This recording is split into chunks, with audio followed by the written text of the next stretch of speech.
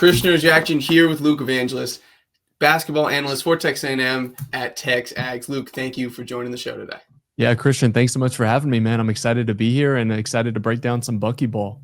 So we were talking before starting recording just about Buzz Williams basketball, and while it brought winning to Texas A&M at a high level, it had its ups and downs in terms of what you were watching and just what the identity of the team, what the ceiling really was for the team. And now you bring in a really exciting young coach in Bucky McMillan, who his first year at Samford in 2021 wins 6 games, rips off 4 20-win seasons after that, takes Kansas to the wire in the tournament in 2024. So he's got an exciting system, loves to go deep into his bench, loves to shoot a lot of threes, play fast, force turnovers, similar to Buzz. But tell me about the hire of Bucky McMillan and the overall sentiment towards the new era.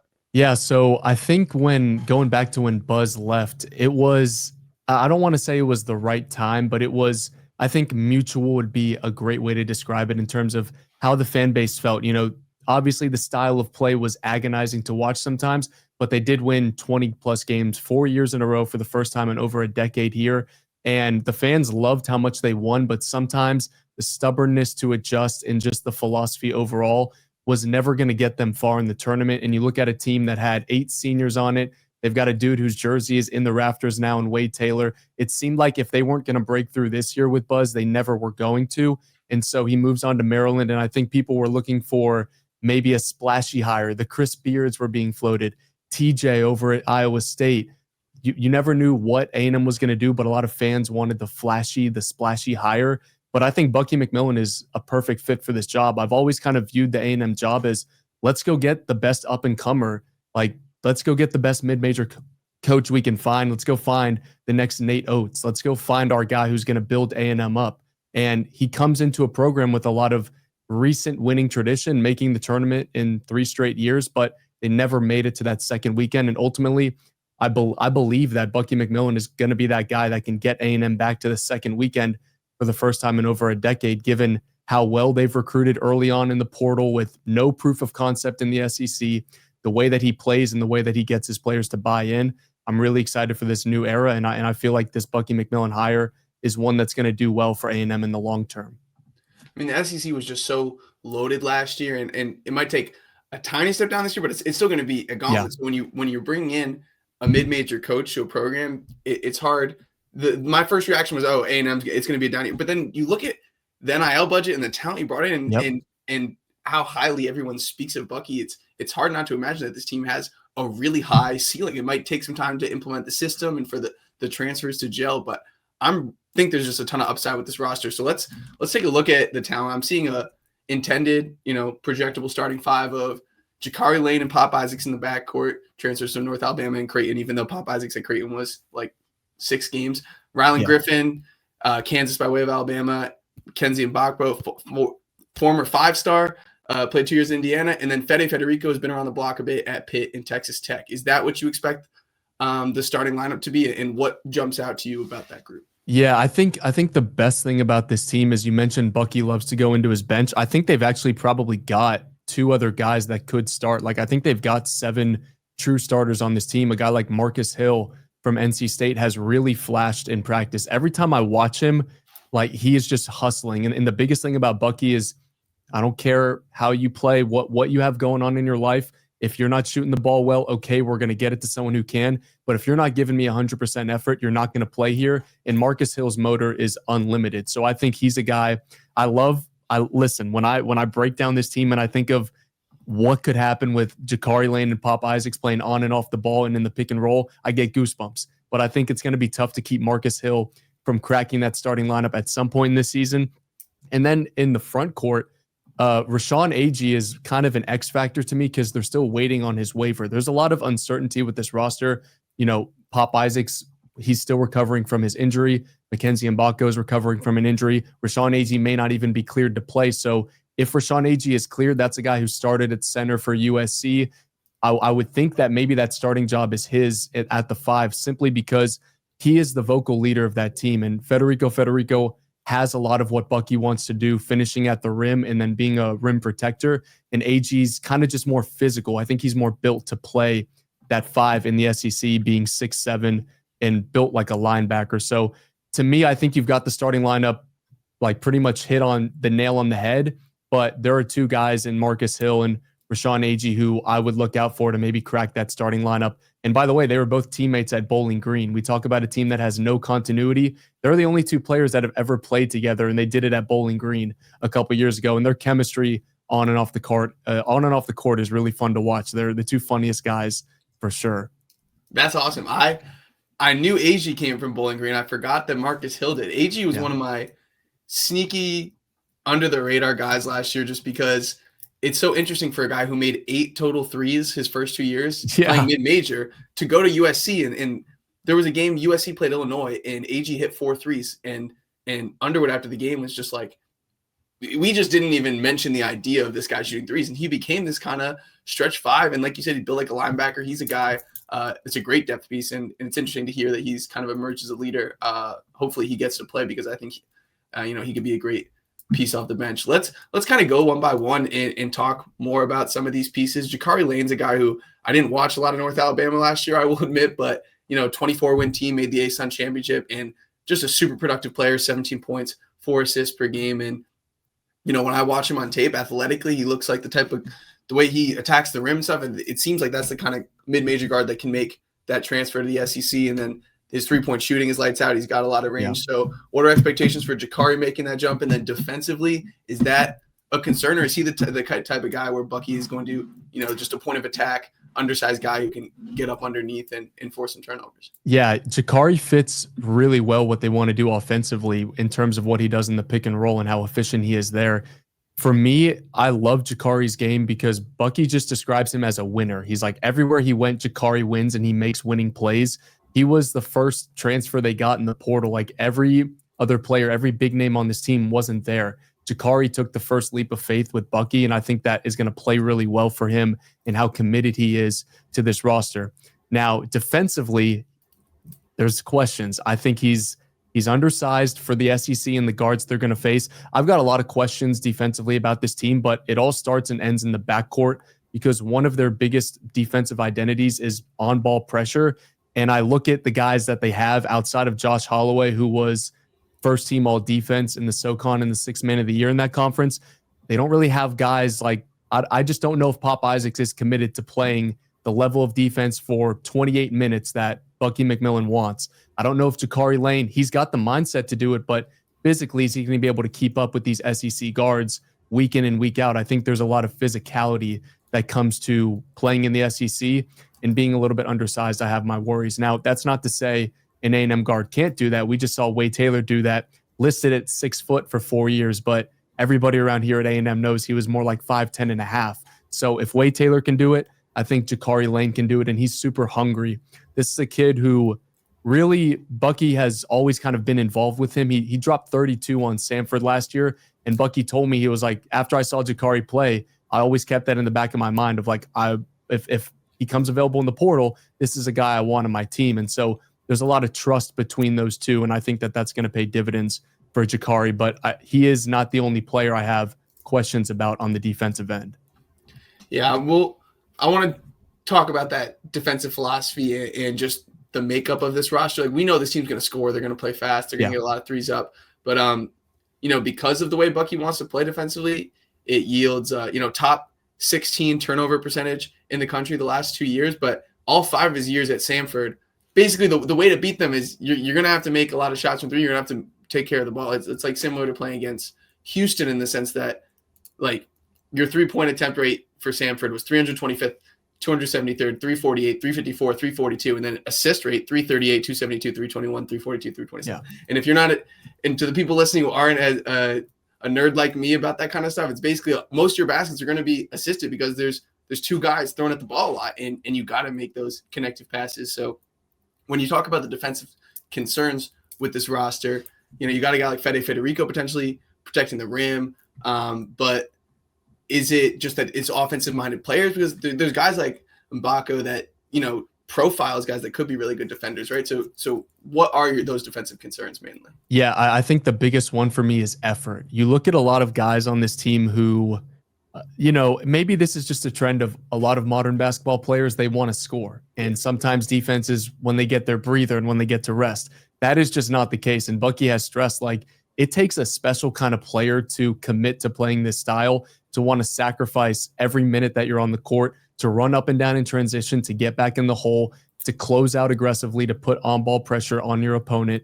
And not every player wants to do that for 30 minutes. That's just simply the reality of college basketball. But I think he's got a couple players on this team who are 100% committed to that, and that's going to be infectious. But I do have my concerns about the buy-in of maybe a guy like McKenzie and Mbako, who is super talented, all-world player.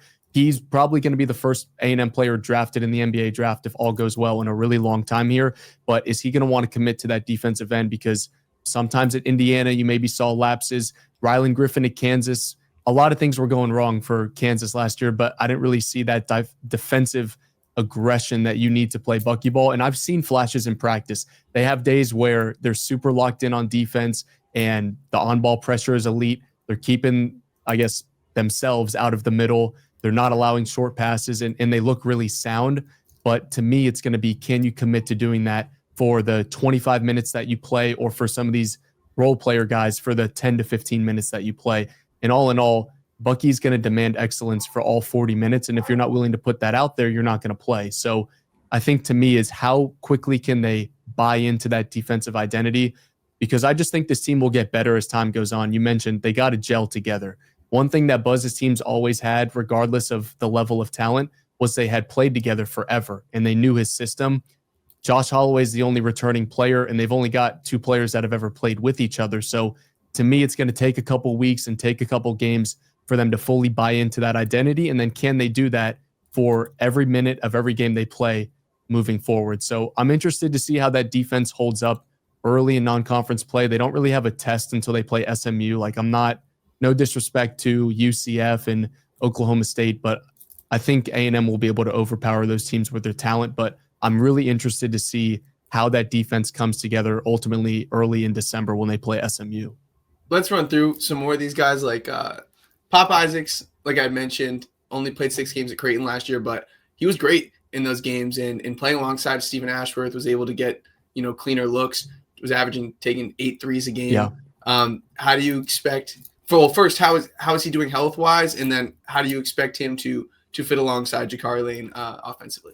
Yeah, so he was working his way back from that hip surgery that he had in either November or December last year, but he was getting back, and then in the summer he suffered a little setback, different lower body injury that I won't specify, but he is just now kind of getting back to going from watching practice from the side to now he's up and dribbling around, helping coach his teammates, and they told me that they expect to have him back sometime later this month. So maybe by the time that this comes out, he'll be cleared for non-contact work again. But to me, the thing that stands out about Pop is we know how physically talented he is. We know that he can go get his shot. Trust me, A&M fans don't need a reminder. He dropped 30 on A&M when he was at Creighton. He had 33 or 32 when he was at Texas Tech in an exhibition the year before that. So A&M fans know that he can light it up. But he has really stood out to me as like a leader, because he's a guy that's injured. He can't play the game that he loves. He's out watching his teammates, but he has really stepped up and helping coaching them from the sidelines or helping run drills and really staying locked in, learning the system, because everyone else has had multiple months to actually get live reps in this system. For him, it's been all mental. So I've been impressed with how locked in he's been in practice, and I can't wait to see what he does on this team. I really feel like when they landed him after, who was it? I'm blanking on his name. Uzan went to the draft? Yes, when Uzan decided to come back, and that essentially filled that spot that Pop was looking to have at Houston, and he kind of just landed in A&M's lap. When that happened, to me, that was the player they needed, that X factor who can just go drop 30 on any given night that they needed. Because to me, a backcourt of Jakari Lane and at the time Marcus Hill probably would have been starting alongside of him, just didn't have that kind of pop. All pun intended. I did not intend to say that, but they didn't have that kind of explosiveness and that Pop Isaacs brings. So as someone who has seen him do it time and time again, make 6 threes on A&M, I'm excited to watch him finally be in the maroon and white and do that. And he's definitely a player that I'm super excited for, probably because I haven't actually seen him out there yet. Another guy A&M fans are very familiar with is Ryland Griffin. Yep. 2 years at Bama before going to Kansas. And I was a little disappointed when he chose Kansas, because a completely different player than an AJ Soar or some of the other transfers that haven't worked out at Kansas. But man, Ryland Griffin was so fun at Alabama. Like I would always love when he was out there. He's just such a good 3-point shooter. Like he's a very, very high level 3-point shooter. And there's something about him where I know he's a senior now, but when he was a freshman, I was just like, there just still seems like there's so much untapped upside with him. He's just very smooth out there. And defensively, there were flashes. So he's a little thin, but what I'm getting at is I'm a big fan of his. And I think being frustrated last year, only averaging 6 points a game, shooting 33% from deep, on just a very disappointing Kansas team. This is a fresh start. This is a system that fits him much more similar to the way he played at Alabama. So what do you think about Ryland Griffin this season? And I mean, he's a perfect fit for the system, right? I mean, you took the words right out of my mouth. I think some of the frustrations on defense that I would see from him was just being frustrated overall in that Kansas system. But this is the system that he was born to play in. This is that player that was a starter on Alabama's Final Four team that averaged 11 points per game, shot nearly 40% from three on over 5 attempts per game. That, to me, is the player that I've seen in practice that I think A&M fans are going to get compared to what you saw at Kansas. I remember watching Ryland in high school. I've always thought he was super talented being from Dallas. And he's a guy that, another one of those guys that when A&M got him, you're like, okay, he has the potential to impact any game he's going to be in. I don't know if he's going to get the preseason SEC recognition, maybe that McKenzie and Bucky will, but you may look up at the end of the season and say Ryland Griffin is the most impactful player on this roster. There will be days in practice where he cannot miss a shot from three, and he's completely taking over, hitting what they have as a 4-point shot, which is significantly deeper than the 3-point line. They've got it taped off. He still hasn't gotten the practice court. It's still got the buzz lettering and stuff on it, but they've made some adjustments with tape, like adding a 4-point line, and he's always shooting from behind there. And to me, he is another one of those X factors that I can't wait to see how he pairs with a Pop Isaacs or with a Jakari Lane, and with the ball movement that they have offensively. He's a guy that's going to get a lot of open shots. And if he's taking 5 threes a game, I'm more than happy with that from Ryland Griffin. If he's going to make 39% like he did his sophomore year at Alabama. Yeah, like the way he got his shots at Alabama was so free-flowing because of the spacing and the way that ball moves. But at Kansas, sometimes you're sharing the floor with Hunter Dickinson, DeJuan Harris, and KJ Adams, and there's so much pressure because Ryland's the only shooter on the floor. So I'm excited to see him in this new environment. Let's talk McKenzie. Mentioned, 5-star McDonald's All-American, played well at Indiana, like averaged 12 a game, 5 boards. But, having Omar Ballo clogging up the paint, Malik Renault, like 2 back-to-the-basket guys, and just the overall dysfunction that Mike Woodson's team was, he's another guy. It's a fresh start. It's a new system. You're fitting into that more natural position. Probably won't be taking as many like deep twos and tough shots. When I was going through McKenzie's film last night, I'm like, every shot he takes is contested. Like there's no one really creating for him. So I'm excited to see him in this new environment. And what are your expectations for him? Yeah, trust me, it took Bucky about 3 weeks to knock that mid-range loving mindset out of his head. And he is all efficiency. He's getting to the rim, or he's pulling up in the paint, or he's taking threes and making them. He led the team in points per possession. They track that every single day, and we'll talk about it in film the next day. He led them in points per possession over the summer. And to me, he's looked the part of that potential second-round draft pick. I didn't think he was going to get drafted this year, but there was a legitimate concern that he was going to stay in that NBA draft process. He ended up pulling out on the literal last day to declare. He decided to come and play for A&M. So there was concern that he would even make it to College Station, but I think A&M fans are going to be really happy that he did. He's another guy that I see just completely take over practices, getting buckets at will, no matter who is guarding him. It could be a bigger guy like AG. He could do it over some other wings like Ryland Griffin. And I really think that this is a fresh start for him. Like you said, Indiana fans can say a lot of, the narrative was that maybe McKenzie was lazy or that he didn't always live up to his potential, but there was a lot, like you said, a lot of log jam just in that Indiana system that he could never really be free to play how he wanted to. And I think this system is the perfect fit for him to really show off his talent. And he trusted in Bucky.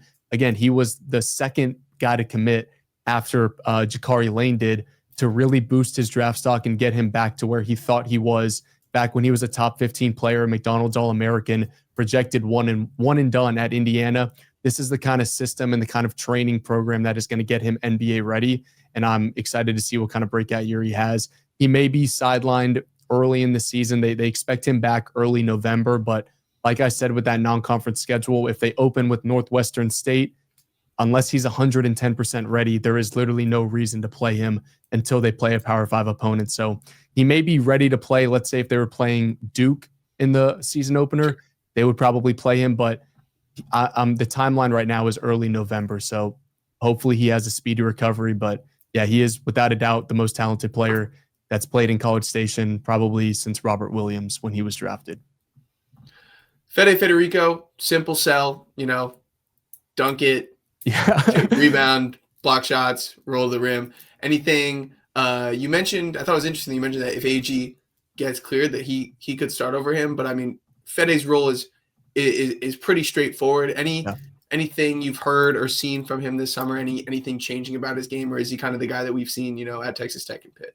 Yeah, I've been really impressed with his effort. Obviously, when you design a system to get easy buckets at the rim in transition, if you can just convince Fede to run and get to the hoop in transition, that's a free 2 points right there. He was top 5, I think, in field goal percentage in the country last year, like 74%. Yeah. So he, to me, has really bought into that transition of the system. You look at a guy who's 6'11", and you're probably like, okay, he doesn't want to run up and down the floor, but he's really impressed me because who wouldn't want to get those easy buckets running at the rim? So another thing with him, like you mentioned, that rim protection, definitely their best rim protector, 6'11", crazy long wingspan. To me, the question with him will be, how does he handle that SEC physicality when you don't just have guys who are 6'11", but you got 6'11", 260, and you got multiple guys. I think of Florida's front court. What is A&M's rotation going to look like against them? So to me, how does Fede handle that physicality? But super talented player, another great fit for this system where for Bucky ball, it's everything at the rim, smart twos, which are in the paint, free throws and threes, and Fede covers everything at the rim. So I'm really excited to watch him as well. Taking a look at some of the bench guys, you might be surprised that this is the next guy I'm saying, but Zach Clemens from Kansas is a guy who can probably give you a good somewhere between 6 to 12 minutes a game of just an energy big he's good at running the floor and he rebounds and his role is simple. Do you expect him in that kind of minutes allocation that I said? And what have you been seeing from him? Yeah, when you play up to 12 guys, I think he's definitely going to be in that rotation getting minutes. He, to me, was, okay, you get a guy that averaged 1.5 points per game, 1.5 rebounds per game. Everyone kind of just scoffed as like, okay, this guy's probably never going to play. But what Bill Self was saying about him from what I heard from the coaching staff was he is just an unbelievable energy guy in practice, but just could never get it to translate in a game. And you look at his stats and they don't line up with what I see from him in practice. So for me, the key for Zach Clemens is, can he do it in a game? This is his final year. He's back in his home state. He's in a system that fits him well. He's a guy who you don't look at him as a three-point shooter, but he had a day, I believe, I want to say it was last week, where I think he was 5 for 6 from 3, which, I mean, in a 20-minute scrimmage, that's unbelievably impressive. And he is just a guy, when he is locked in practice, he is a difference maker on the court. Now the question is, can he do it in a game? But I would expect him to get minutes early on, and he's definitely a guy who can carve out a bigger role just because of how hard he works and the three-point shooting ability he possesses at the 4 or the 5. Ruben Dominguez, 6'6", played in the top Euro League. Heard he's a really good shooter, but don't know anything else. Haven't watched him play. But, I mean, if he's a good three-point shooter, that's probably a good fit. Tell me what you know about Ruben. I've been waiting. How long have we been doing this for you to ask me about Ruben Dominguez? I'm about to have him in for an interview next week. He speaks English totally fine. There is no language barrier.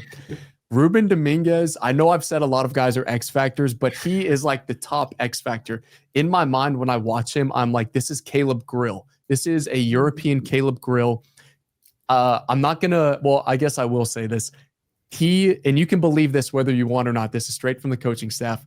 He, on his first day here, he took 500 threes, literally first day off the plane, and he made 88% of them.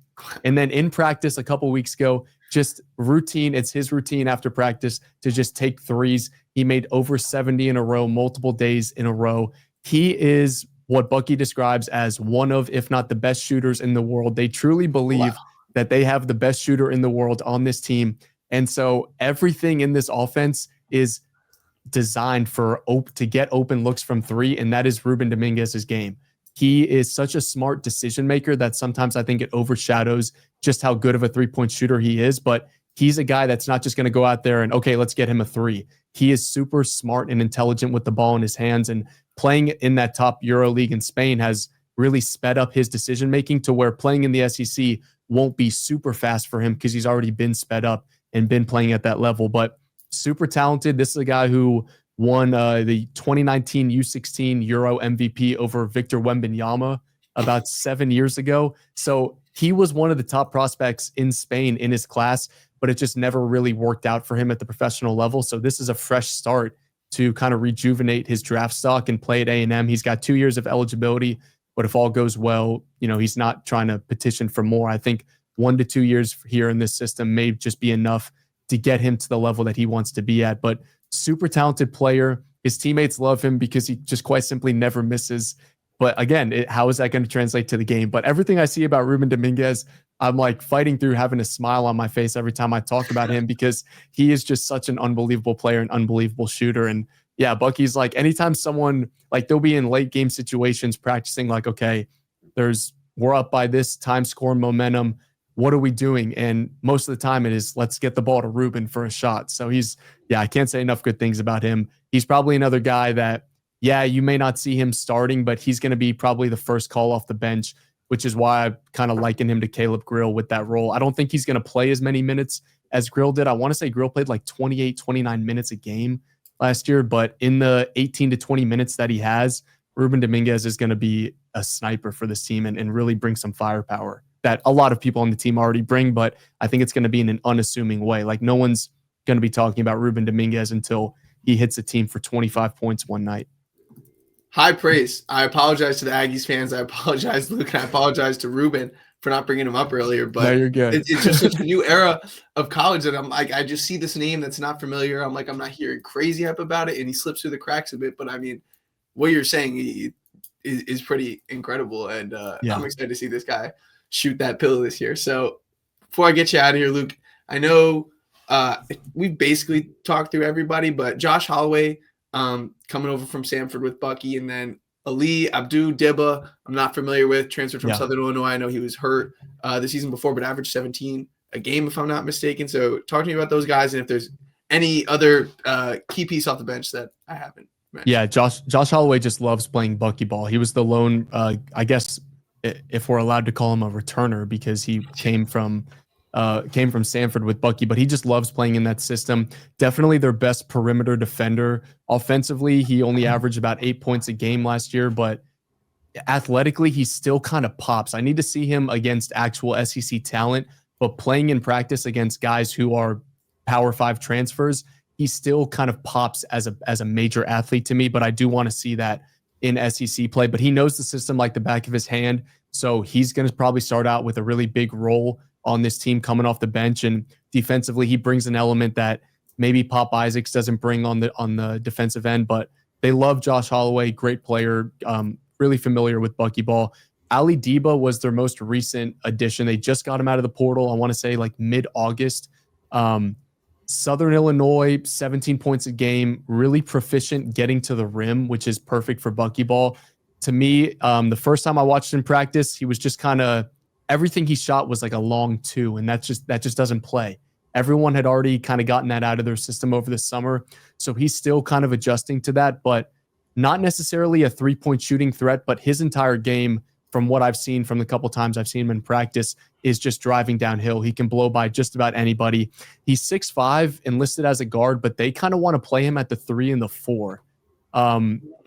I don't know how exactly that's going to play, because I think this team is a little bit undersized in general, but I do love his athleticism. Bucky said he thinks Ali Dibba is the second best athlete on the team. So I don't know what that says about this team if a guy from Samford and Southern Illinois are the two best athletes according to the head coach, but I really just think that Bucky's a huge fan of their defensive work ethic. To him, if you play defense and you play hard, you're going to play minutes, and we'll figure out the offense later. We got plenty of shooters on this team, but the thing for Bucky that he loves is who's going to show me that work ethic on the defensive end, and who's going to be really athletic, getting closeouts, getting in the lane, doubling, putting ball pressure on. So to me, Josh Holloway and Ali Dibba, the two guys you just mentioned, are the two most athletic guys in Bucky's mind because of what they do kind of as an unsung hero on the defensive end. and just with their work ethic. So overall, I think on this roster, they've got a lot of talent, but I still have those questions on individuals on the defensive end and just buy-in. But I feel like I've hyped up every single guy, and you would think this team's going to win a national championship just based on what I say. But I really have been impressed with the talent level I've seen in practice. It's just a lot of question marks on how it's going to come together and how quickly can they get it to come together.